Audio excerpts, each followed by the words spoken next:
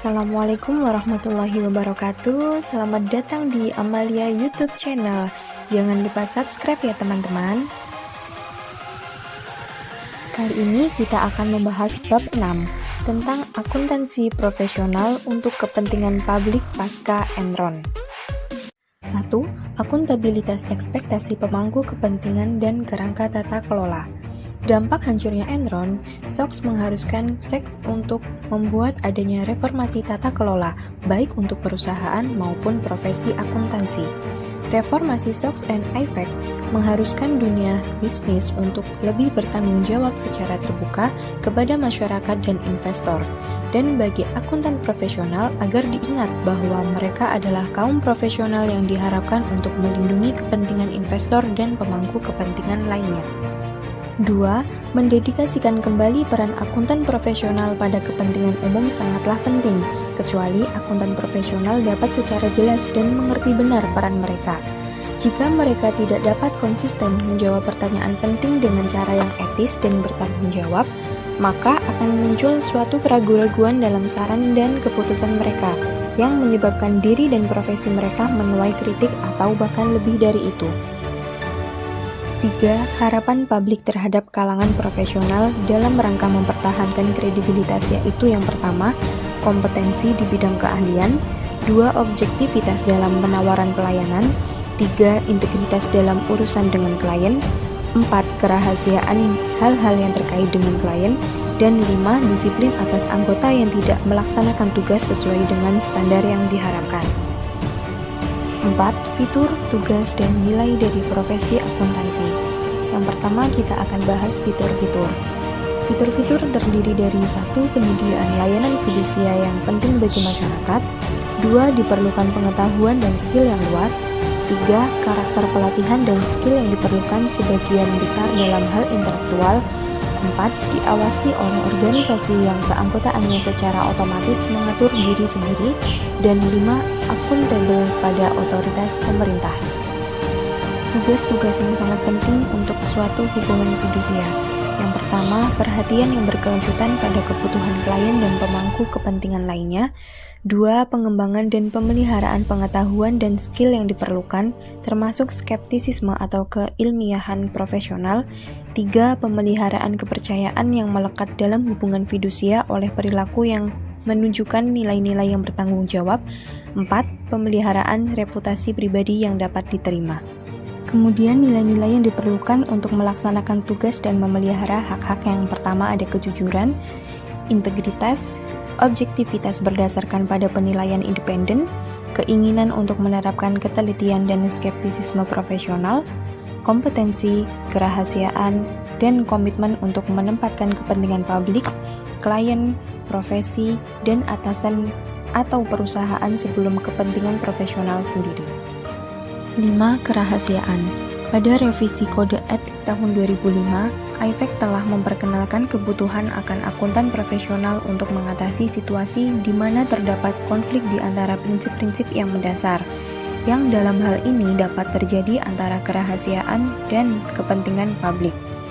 Kode etik di antaranya menyarankan bahwa akuntan profesional mempertimbangkan untuk mendapatkan nasihat profesional dari badan profesional yang relevan atau penasihat hukum, dan dengan demikian mendapat bimbingan tentang isu-isu etis tanpa melanggar kerahasiaan.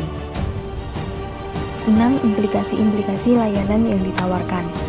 Akuntan profesional telah mengembangkan jasa-jasa fidusia yang umum di bidang akuntansi berikut ini. Yang pertama, akuntansi dan prinsip-prinsip, praktik, dan sistem pelaporan. 2. Audit catatan akuntansi, sistem dan laporan keuangan. 3. Proyeksi keuangan. 4. Perpajakan. 5. Kepailitan. 6. Perencanaan keuangan. 7. Pengambilan keputusan. 8. Pengendalian manajemen. Dan 9. Urusan-urusan korporasi dan komersial. Selanjutnya jasa penjaminan yang dibuat oleh ICPA. 1. Penilaian risiko. 2. Pengukuran kinerja bisnis. 3. Keandalan sistem informasi. 4. Perniagaan elektronik. 5. Pengukuran kinerja perawatan kesehatan. Dan 6. Perawatan khusus lansia. 7. Peraturan independensi SEC dan IFAC. Batasan-batasan yang diperkenalkan SOX dan disarankan oleh SEC melarang auditor dari salah satu perusahaan di SEC, yaitu perusahaan yang menjual sahamnya di Bursa Saham Amerika Serikat atau memperoleh dana dari publik untuk melakukan audit atas pekerjaan dia sendiri atau melakukan pembelaan terhadap klien. Kredibilitas adalah nilai tambah kritis yang dihasilkan oleh seorang akuntan profesional dalam pelayanan verifikasi terbaru dan standar. 8. Kode etik profesional. Kode etik profesional dirancang untuk memberikan panduan tentang perlakuan yang diharapkan dari anggota agar jasa yang ditawarkan dapat diterima secara kualitas dan reputasi profesi tidak akan dinodai. Agar efektif, kode etik perlu memadukan prinsip-prinsip mendasar dengan sejumlah aturan khusus. Prinsip-prinsip fundamental dalam kode etik akuntansi. Yang pertama, peraturan umum dan khusus. Akuntan profesional diharapkan untuk mampu menerapkan prinsip-prinsip fundamental dalam rangka melindungi kepentingan publik maupun kepentingan profesi dan anggota sendiri. 2. Disiplin. Biasanya kode etik memberikan informasi mengenai operasional proses disiplin asosiasi profesional. Anggota harus mengetahui bagaimana dan kepada siapa laporan mengenai kekhawatiran mengenai adanya penyimpangan perilaku harus disampaikan. 3. Interpretasi aturan. Ketika profesi menemukan bahwa kekhawatiran muncul dalam profesi akibat dari perdebatan tentang penerapan yang tepat dari sebuah aturan, klarifikasi akan dikeluarkan dalam bentuk interpretasi. Interpretasi ini merupakan addendum atau appendix terhadap kode yang dapat ditambahkan ketika dibutuhkan dalam suatu kondisi. 4. Motivasi untuk perubahan pada kode-kode profesional selalu sama dan berbentuk siklus selama bertahun-tahun.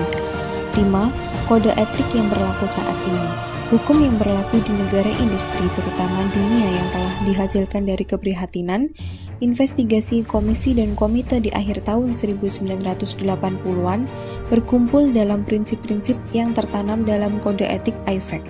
Namun, karena proses perubahan yang ada tidak ada kewajiban untuk mengadopsi secara persis kode IFAC, terutama jika ada perbedaan budaya atau peraturan, maka akan layak untuk mempelajari ICPA sebagai peraturan hukum yang sesuai. 6. Perbandingan secara internasional kode-kode profesional. Meskipun kode-kode ini harus bersatu dalam arahan kode IFAC, pada isu-isu yang mungkin secara perlahan muncul pada kode tertentu karena pertimbangan politik, regulasi, atau lingkungan. Tetapi seorang akuntan yang profesional harus menyadari kebutuhan untuk mengamati peraturan yang paling ketat. Dan meskipun sebagian besar kode atau peraturan mengenai isu-isu yang sama, kata-kata berbeda dapat digunakan dan peninjauan kembali dari kata-kata tersebut dapat memperkaya pemahaman akan suatu topik. Konflik kepentingan dan standar independensi global. Konflik tradisional kepentingan adalah setiap pengaruh kepentingan atau hubungan yang dapat menyebabkan penilaian akuntan profesional menyimpang dari penerapan standar profesi untuk klien yang hanya mencakup sebagian konflik dari risiko hukum dan sistem undang-undang.